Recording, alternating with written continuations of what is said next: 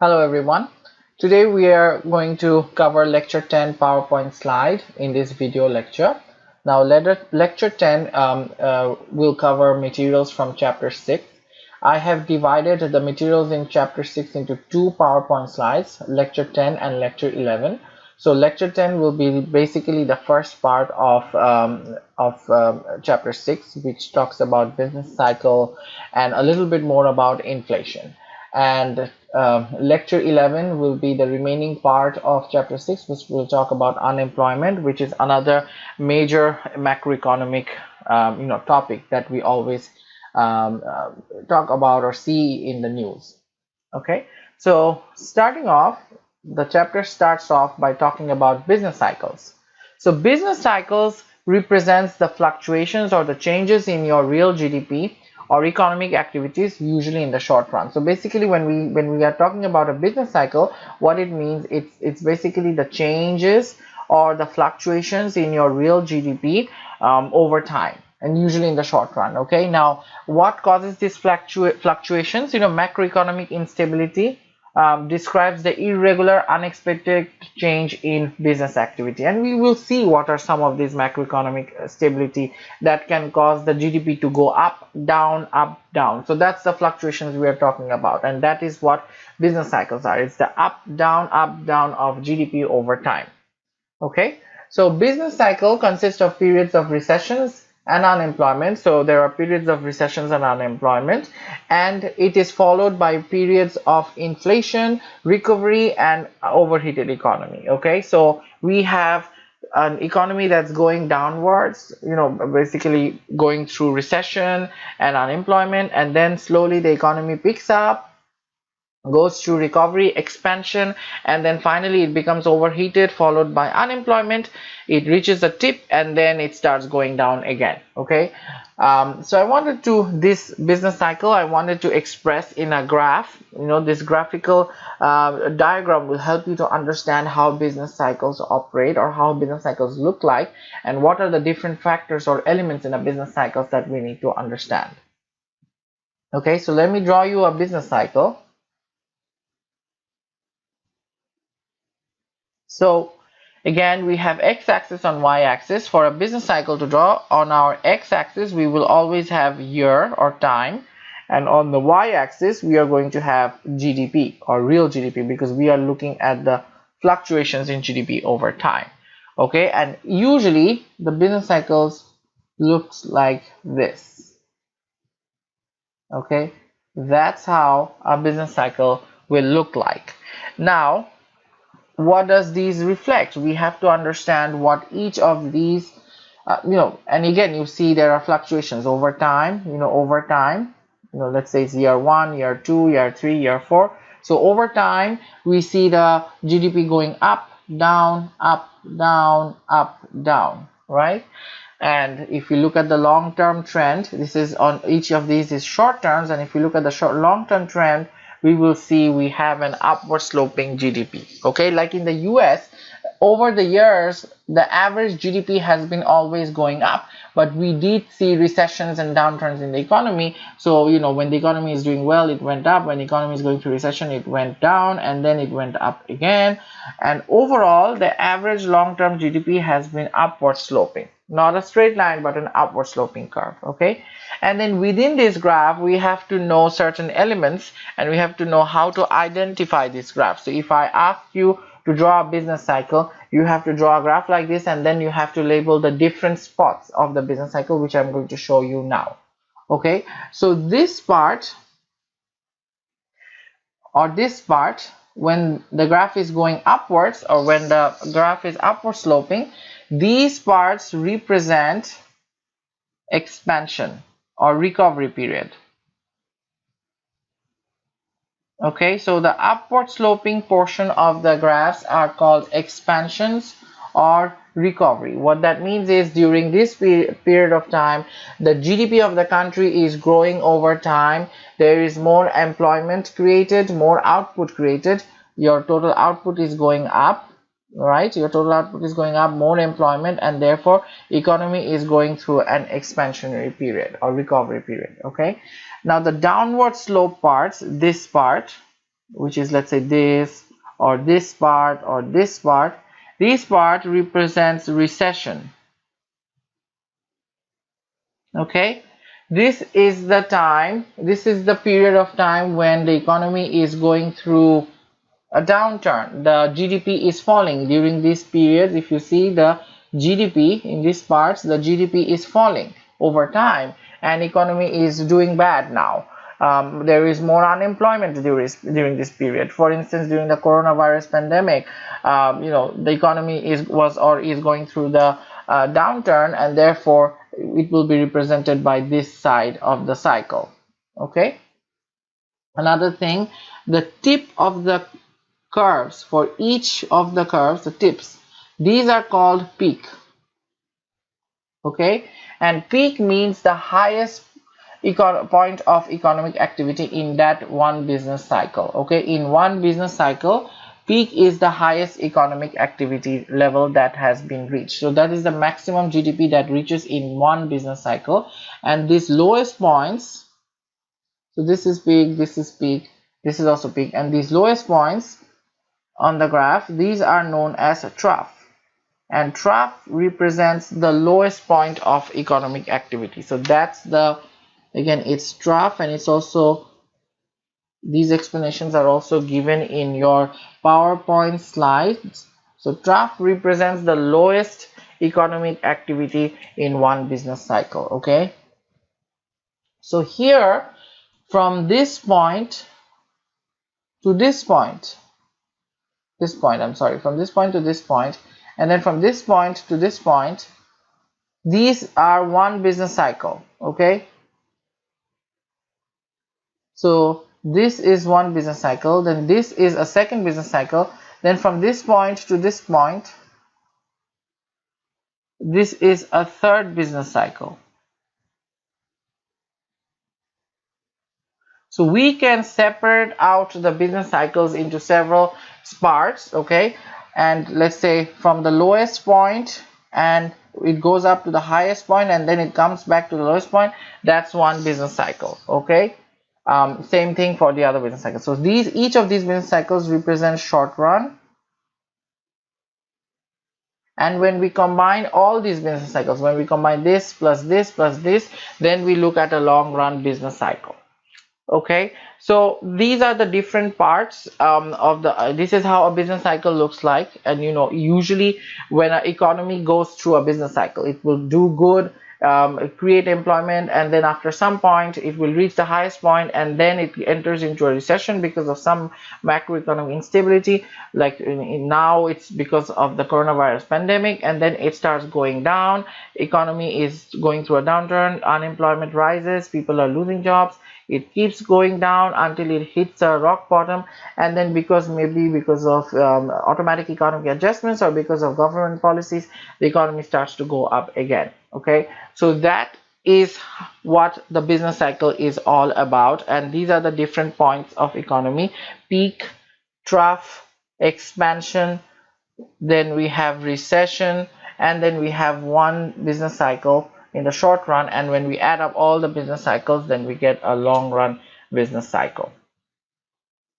So going back to the slide again, the slide 4 gives you basically the different elements of the business cycle and the definitions. The peak, that's the maximum point of economic activity. Trough, which is the lowest point of a business activity in one business cycle. A recovery or expansion is a period of renewed economic activity now between trough and peak, and a recession is a period of decreasing economic activity. That's when the GDP is going down between peak and trough. Okay, so those are the different types of elements that we have in a business cycle. Now, a downward slope in economic activity results in decrease in output, income, and employment, right? When the economy is going through the recession, people are laid off, they lose their income, employment, and at the same time GDP is going down, so output is going down. Okay, and in the US, a recession is usually declared after 2 consecutive quarterly declines in real GDP. What that basically means is, basically if the GDP is going down for 2 consecutive quarters, only then we are going to have a recession. Okay, so let's say what that means is basically from, let's say, from Jan to because when we talk about quarters, that means Jan to March, every 3 months. Let's say the GDP is, let's assume $10 billion. Then from, let's say, April to June, let's say the GDP, it went down to 9 billion, and then from July to September the GDP went down to 8 billion. So the GDP has been going down for 2 consecutive quarters. In this case we will have recession. Okay, but if, let's say, suppose in from January to March it was 10 billion. Okay, let's say from January to March it was 10 billion, then from April to June it was 9 billion, but then in July to September, instead of 8 billion it went up to 10 billion again. In that case it is not recession. We are not going through a recession in that case. Only if the GDP is falling in 2 consecutive quarters, then we are going to have recession. Hope that is clear what we mean, how when we declare recession. Okay, so now what are those major macroeconomic instabilities, or what are the major causes for the GDP to fluctuate or to create these type of business cycles? Okay, why do we have the GDP fluctuate up and down, up and down? What are the main reasons for that? So number one is war. When a country is engaged in war, it basically reduces the amount of resources available to them, because they have to take the resources and use it towards towards the war efforts, right? They need to produce more missiles, more soldiers, more machines, tanks and equipments. So resources are taken away from other sources and used there, and that's why the GDP might go down. That can cause fluctuations. Then monetary policy changes. What that means is, monetary policy means it is the policy that is used to control the supply of money, and whenever we have too much money available relative to the supply of goods and services, it causes inflation, which can cause fluctuations. So basically, too much money in the economy can cause inflation, which can cause fluctuations in the business cycle. Another reason can be speculations in the stock market. Too much fluctuations in the stock market can cause business cycles, buying shares in the hope that shares will rise in price and lead to a soaring high prices in the economy. So that causes fluctuation in the economy. Political actions can stimulate or suppress business activity. If the government is imposing curfews for riots, violence, it will definitely affect your business, and output will go down, and it's going to cause fluctuations in your GDP. And then the final cause of cycles are technological improvement. Whenever there is new innovations of technology, whenever there is advancement in technology, it will improve the production process. Cost of production will go down, and basically, people will start, the companies will become more efficient, they'll hire more people, and output will go up. Okay, so these are the major causes for cyclical variations, which results in business cycles. Now we move on to the topic inflation. We already know what inflation means, and we have seen how to calculate price index or consumer price index and take out the effect of inflation from various types of incomes. But in this chapter we're going to talk about inflation a little bit more. The formal definition, as you know, it is the rise in the general price level over time. So if the pen was $2 in 2012 and in 2013 it became $3, that's because of inflation. There has been an increase in price level of pen over one period or 1 year. Okay, so it is a macroeconomic problem. Definitely it is an economic problem, because it reduces the purchasing power of individuals. It will reduce your real income, because if price of goods go up, what does it mean? If your income does not go up, but if price of goods go up, that means your affordability is going down, right? You won't be able to afford as much as before. So therefore it's a problem. It can reduce your real income, your employment and output. Okay, now there are two types of inflation. One is called the demand pull inflation. The second one is called cost push inflation. Demand pull inflation happens basically when there is too much money in the economy and there are too few goods or services in the economy.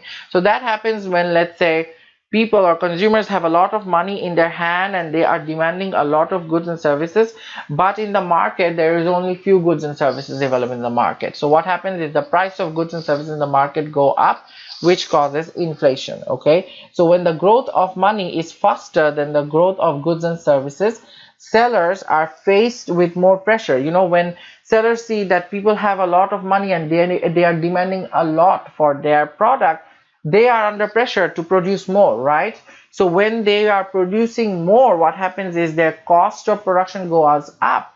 They are no longer at their efficient point. They are producing more, so their cost of production goes up and they are not producing efficiently, and as a result they increase their prices because they have to cover the cost, and that ultimately causes a demand pull inflation. In other words, when demand in our economy is greater than our ability to meet the demand, it results in this type of inflation.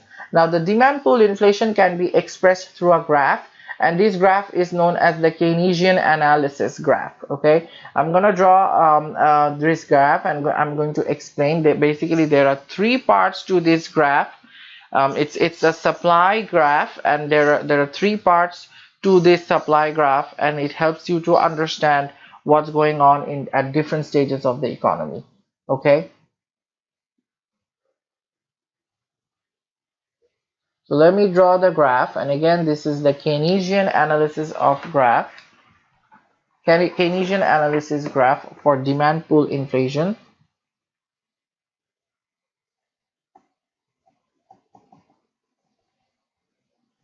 Okay, Keynesian analysis of demand pull inflation. And again, it is basically we are looking at a supply curve,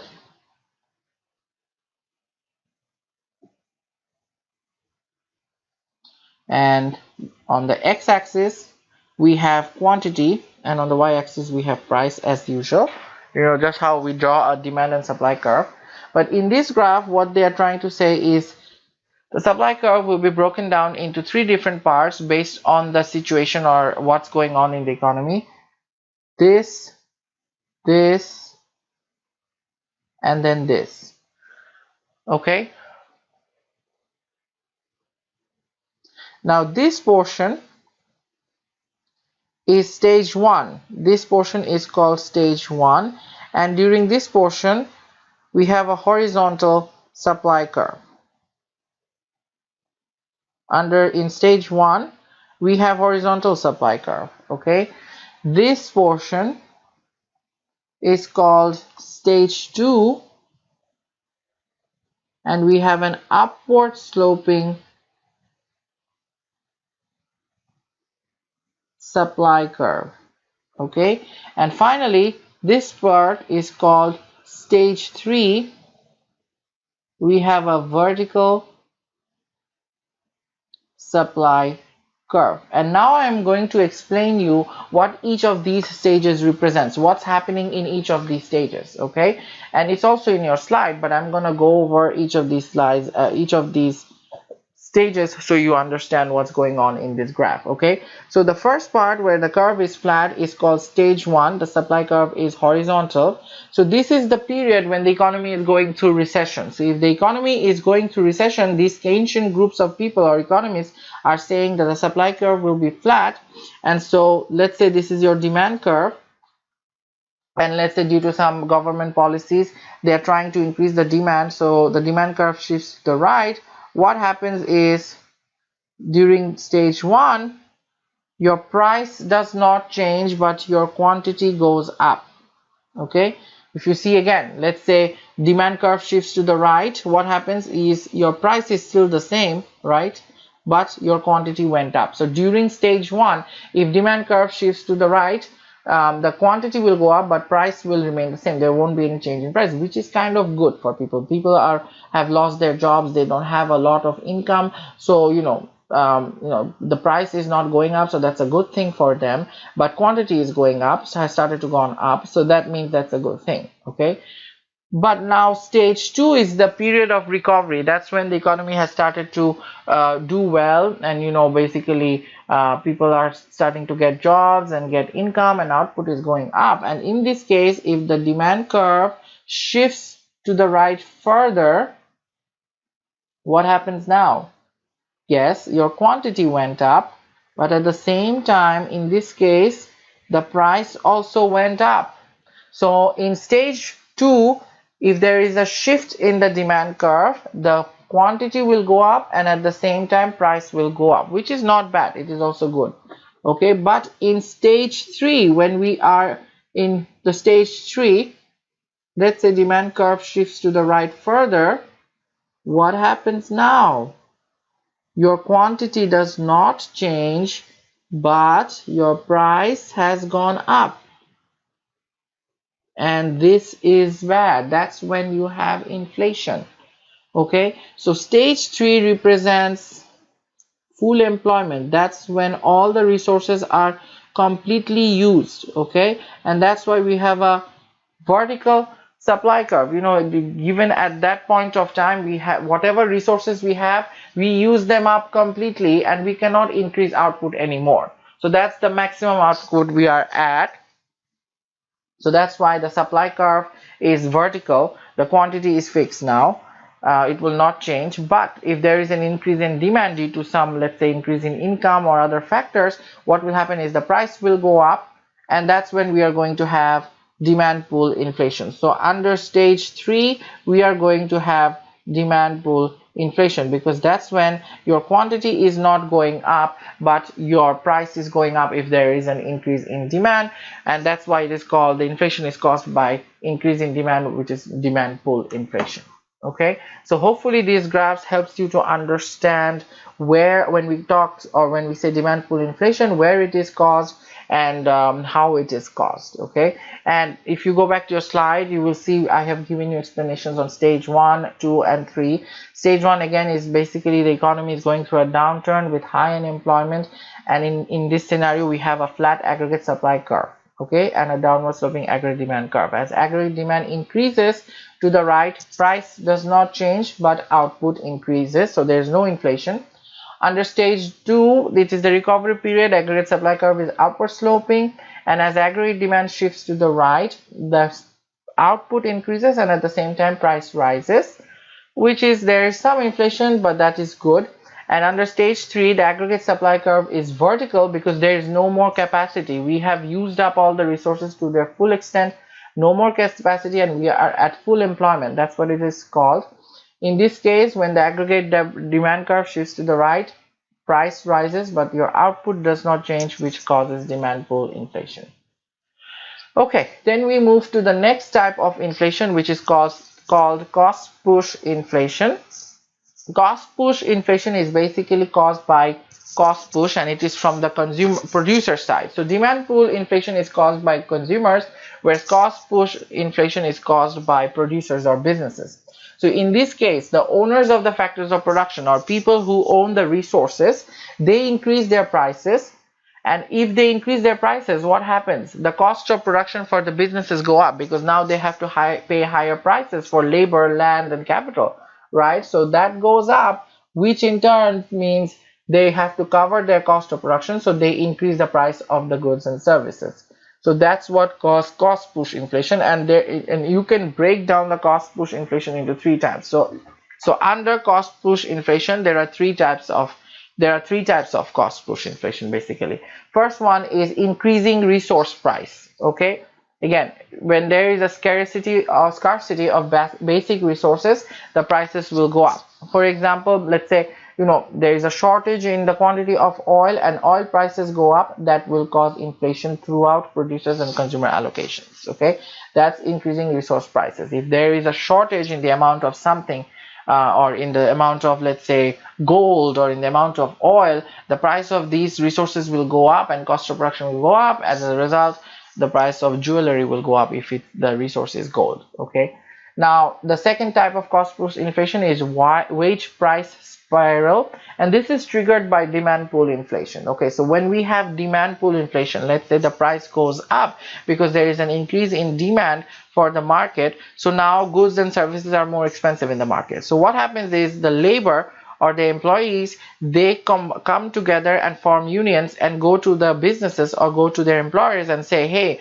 the market prices are very high and we cannot afford with what our wages. Please go ahead and increase our wages. So the most of the time the businesses will increase their wages, and as a result, when they increase their wages, the cost of production will go up, correct? Because now they have to pay more wages or salary to the employees, so the cost of production goes up, and in order to cover the cost of production, what they will do is they will increase the price of goods and services, so price of goods in the market goes up. Now as that happens again, the laborers will come together again and come back to the employer and say, hey, the prices have gone up again in the market and we need our wages to be increased again. So this cycle goes on, and that's why it's called wage price spiral. There is a spiral going on because, as market prices go up, laborers come back again to ask for higher wages, which in turn increases cost of production, and which in turn increases the price of goods and services again. Okay, and then the third reason for cost push inflation is when we have a monopoly. Monopoly is basically there is only one producer for a type of product and there is no or very little competition. So producers if they think they want to make more money, they can increase their prices, and consumers, they don't have any choices because we can only go to one place to buy that good or service. Okay, in that case, we will have cost push inflation, but this type of cost push inflation is not possible during recession, because if monopolies are increasing the price of goods, people will not be able to afford them. They will just not buy the good, because it's just too expensive. They don't have the income to obtain it. And in the economics world, there are other theories of why inflation occurs. Some people say economy is almost near capacity. Basically means we are almost using up all the resources, and therefore, the resources are in high demand, and that's why they have high prices. There is another group that says, labor moves from one job to another that pays more, so there are higher prices, but output is the same. An example would be, let's say I work in Richland and I teach macroeconomics class and I get $5,000 per month. But now I just moved, I leave my Richland college job and I move to Collin college job and still teach one class, but now I get paid $6,000. So what's happening? I'm still giving the same output, but my price has gone up. So that is another reason they are saying is causing inflation. These are some theories out there regarding inflation.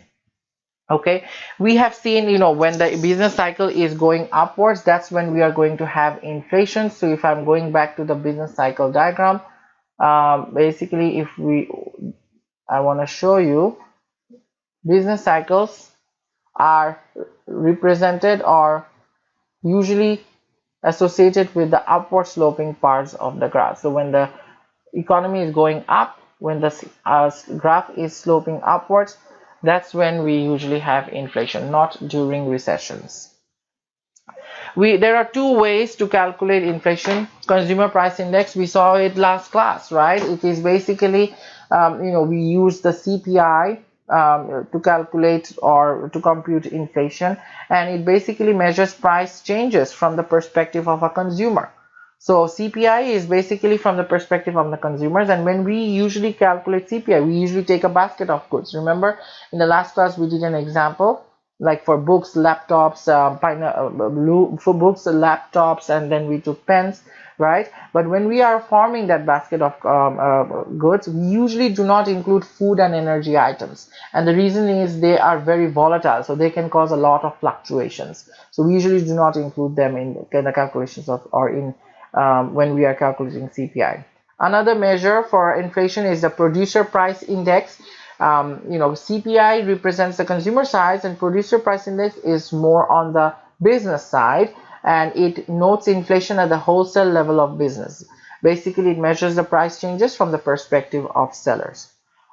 You don't have to know much about this. It's just basically the different type, one of the ways we calculate inflation basically on the business side. Okay, inflation arithmetic, this is very important. It is a method we used to calculate the impact of inflation on prices over time, and this can be, in order to calculate the impact of inflation over prices, we can use the rule of 70. And basically this, the result that we get from this rule of 70 measures how long it will take for prices to double at a given annual inflation rate. Okay, so let's say and this is basically given by the rule of 70 is given by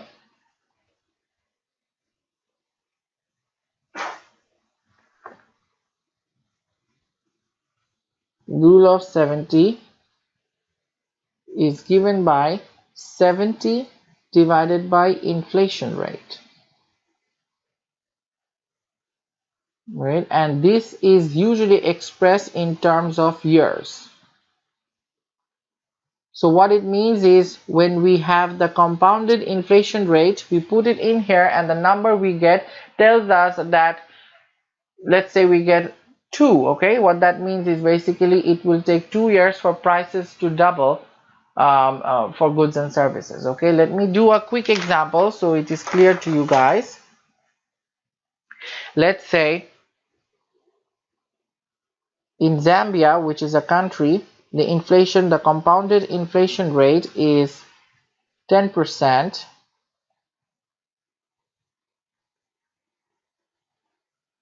How long will it take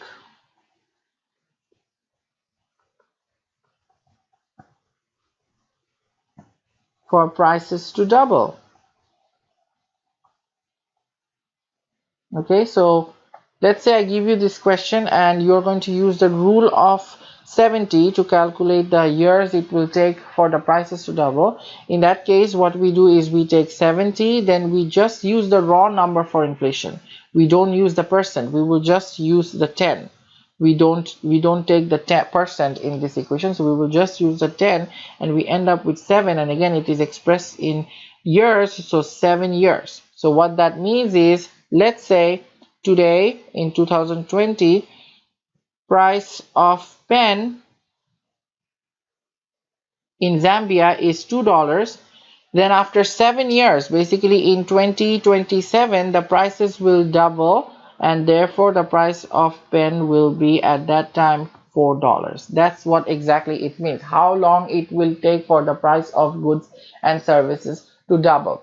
And in general, the longer it takes to double, the better it is. The shorter it takes, that means prices are going up very high, which is not good, which means you won't be able to afford it as much as you want to. You know, like in France or in Italy, you will see the rule of 70, it's higher number of years, 15 years, 10 years, or 20 years. Okay, but in developing countries, we will see we have a shorter period of time, like 7 years, 5 years, which is not good, because if we have if within a short time the price of goods are doubling, then people will not be able to afford those goods and services, right? So we want this rate to be as long as possible. You know, the rate has to be as low as possible, so that people the inflation is not too much. If it's too high, that means the inflation is too much. So hopefully that explains. Okay, now we can also have a situation like in Zimbabwe. Let's say the inflation rate right now is 140%. What does that mean? In that case, we do 70 divided by 140. Again, we just take the number, not the percentage, and we get 0.5 years or 6 months. That means after every 6 months the price is going up. So let's say the price of 2020 price of pen in 2020 January was $2. In June it will be $4, and in December it will go up to $8. So that's what's happening. Okay, so and that's not at all good. Okay, but remember, we can have in decimals, and in that case, you know, you just write 0.5 years or 0.33 years, or you can even convert it to months, 6 months. So that's the rule of 70. Now, when inflation rate is higher than wages or profit increases, wages and profits are reduced in real terms. So basically, if inflation rate, if the rate of the increase in price is greater than the increase in your income, then your purchasing power will be going down, right? So people with fixed income will face a decrease in purchasing power. I wanted to do an example on this. Let's say your uncle retired, okay, and after retirement he receives $1,000 pension per month, pension income,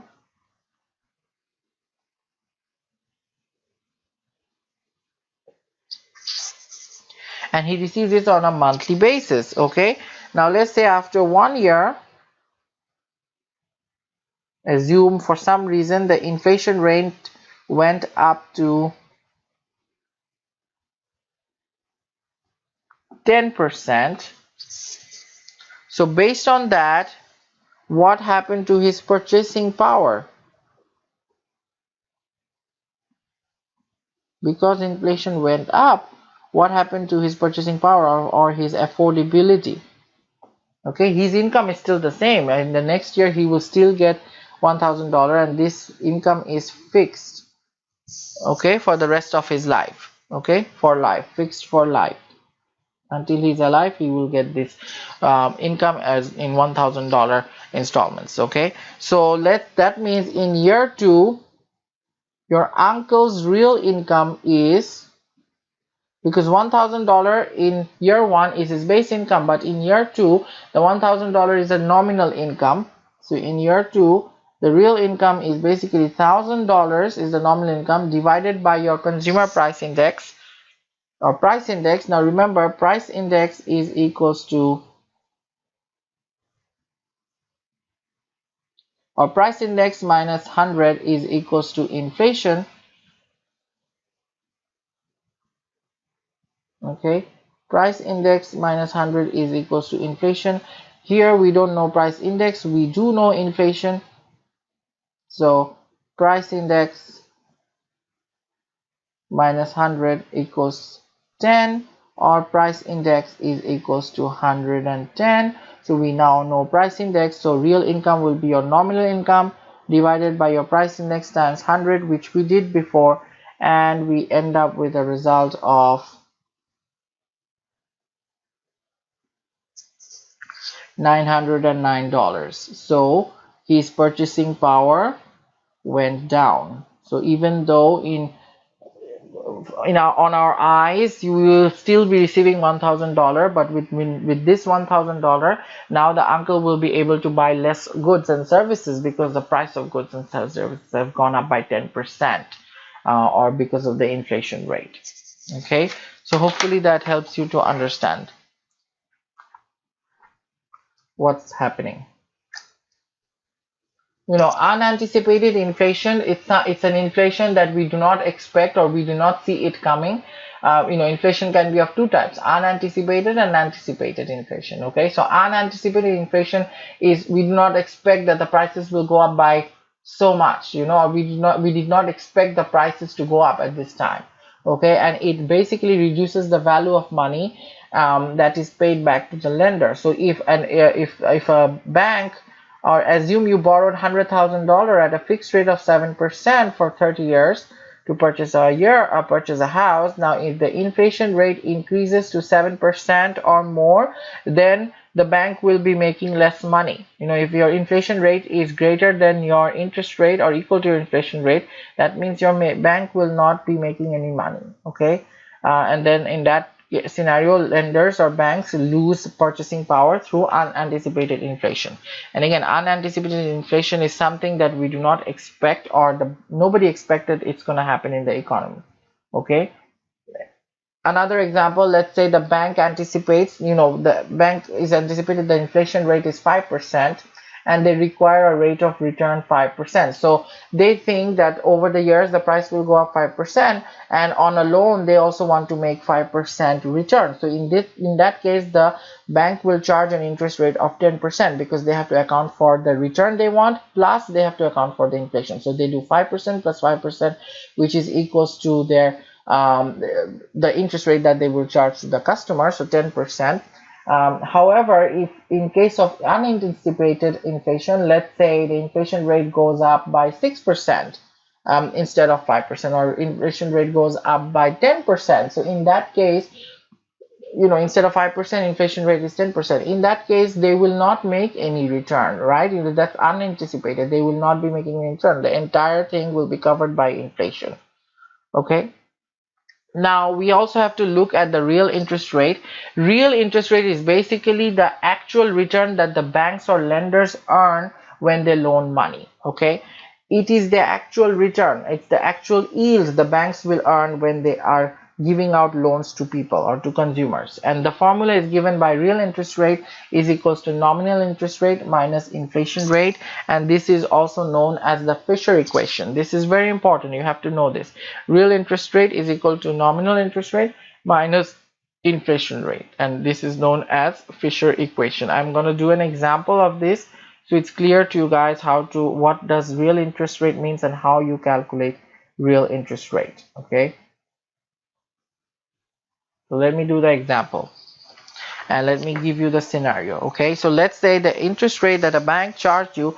Now you took a home loan from, assume you took a home loan from Bank of America, and the interest rate you have, or the interest rate you pay, is 9%. Okay, now after 1 year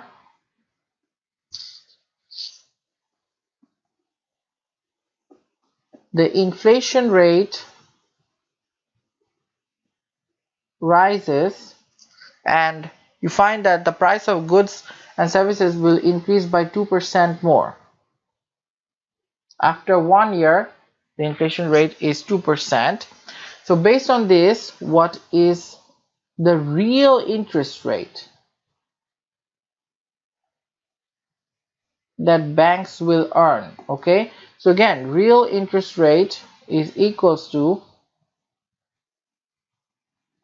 nominal interest rate minus inflation. Okay, so in this scenario our nominal interest rate in this scenario is 9%. That's the interest rate that we see in our agreement that the bank is charging. We do not see the real return to the bank, we only see the nominal interest. The nominal interest that we see in the loan agreement and that we sign up for is called the nominal interest. So 9%, and inflation we are given with 2%, so the real interest rate is 7%. So on the home loan that the bank made you, they are making an actual return of 7%, not 9%. Although on paper you will see 9%, but they have to account for inflation, so the real return they are earning is 7%. Now definitely, if let's say after 3 years the inflation rate, let's say, goes up to 5%, then in that case the real return will be 9% minus 5%, which is equals to 4%. So their return will go down in case the interest rate has been fixed. If they fix this 9% interest rate and after let's say 5 years the inflation rate goes up to 5%, then the actual return that the bank will be making will be 4%, so that will go up. And that's why you will see most of the time banks would want to charge variable rates so they can adjust their rate with the inflation. Fixed rates, these are good for consumers because if you fix the rate, your rate is not changing for the life of the loan. So that means even if inflation goes up, it's the bank who's bearing the loss. Their purchasing power or their income from the loan is falling because of the inflation rate. Okay, so this is how you will calculate real interest rate.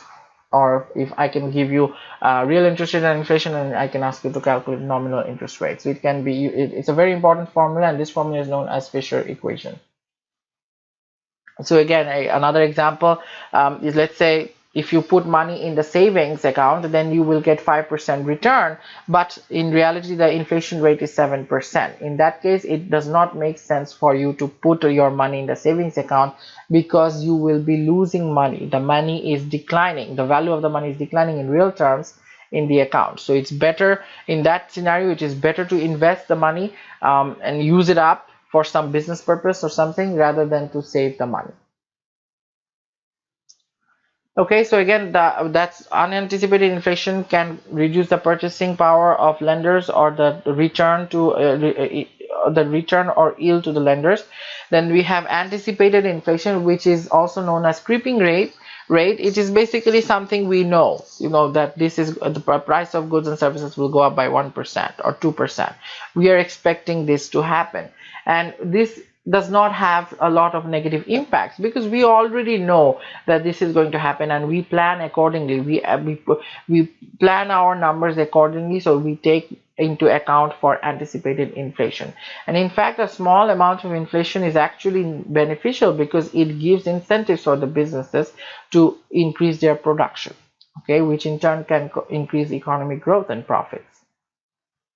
Now, non-cyclical changes, we have seen, like in the business cycle, it's a cyclical change, and wars, political actions, stock market speculations, and other factors can cause these cyclical fluctuations. But we also have non-cyclical changes or fluctuations, and these are fluctuations in economic activities other than the business cycle. Okay, an example would be seasonal variations or season variation. Seasonal variation or season variation, that's one of the non-cyclical changes. What it means is, at a particular point of time in a year, there is a regular pattern of economic activity. Okay, at a particular point of time in a year, let's say January, February, or in a particular month, there is a regular pattern of economic activity. Okay, an example would be, let's say in the month of November and December, we have the holiday season, Thanksgiving and Christmas. That's when people will be going and buying a lot of clothes, apparels,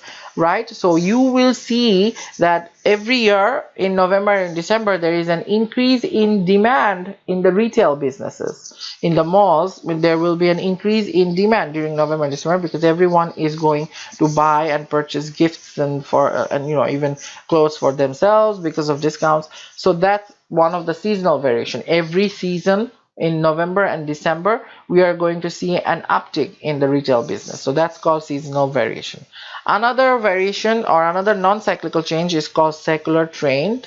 It basically means long-term average of an economic activity, and it remains constant over time. What it means is, let's say I am using a cell phone, iPhone 11, and you see me as the professor using the iPhone, and as a result all of you start adopting this trend and start using the iPhone 11 as well. So someone starts the trend and the other starts to follow the trend. That's a circular trend, and that can cause fluctuations in economic activities.